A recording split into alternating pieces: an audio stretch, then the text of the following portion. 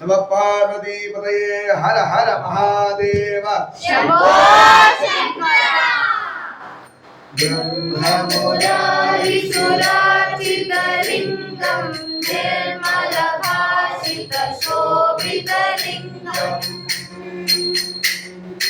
जन्मदुःखविनाशकलिङ्गं तत्प्रणमामि सदा शिवलिङ्गम् देवमुनिप्रवराचितलिङ्गं कामदहनकरुणाकरलिङ्गं रावणदर्पविनाशकलिङ्गं तत्प्रणमामि सदा शिवलिङ्गम्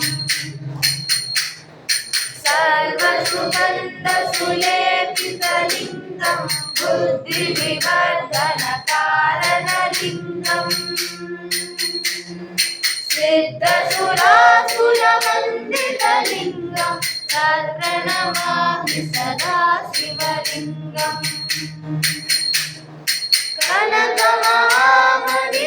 कनकमहामणिभूषितलिङ्गं हरिपतिवेष्टितशोभितलिङ्गं दशसुयज्ञविनाशकलिङ्गं तत्प्रणमामि सदा शिवलिङ्गम्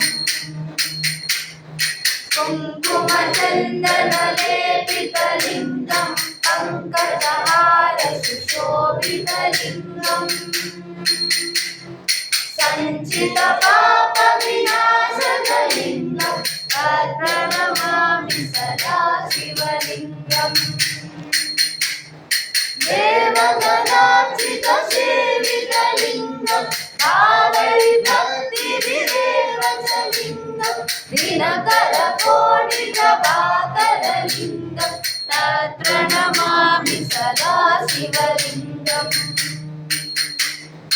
अष्टदलोपरिवेष्टितलिङ्गं सर्वसमुद्भवकारणलिङ्गम् अष्टदरिद्रविनाशकलिङ्गं तत्प्रणमामि सदा शिवलिङ्गम्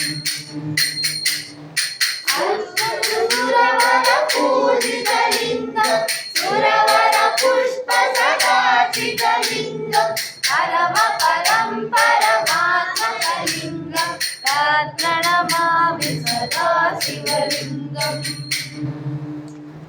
लिङ्गाष्टकमिदं पुण्यं यः पठेत् शिवसन्निधौ शिवलोकमवाप्नोति शिवेन सह मोक्षम्।